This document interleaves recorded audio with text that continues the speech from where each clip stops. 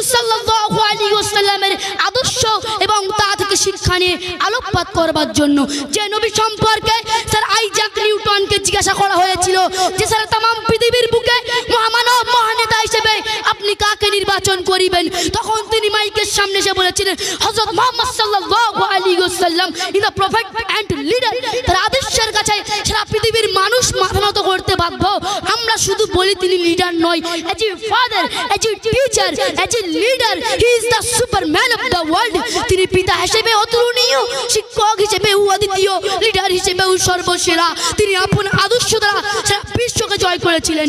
সুপরিস্থিতি আজ থেকে 1450 বছর পূর্বে আরব দেশের মক্কা নগরীতে জন্মগ্রহণ করেছিলেন রাসূল সাল্লাল্লাহু আলাইহি ওয়াসাল্লাম। দীর্ঘকাল পরেও আজ তার আলো বার্তা চিরসমান্বিত হয়ে আছে। গোটা বিশ্ব জুড়ে কাফের, মুশরিক, বেঈমান করে স্বীকার করেছে তার সুবহান আদর্শের কথা।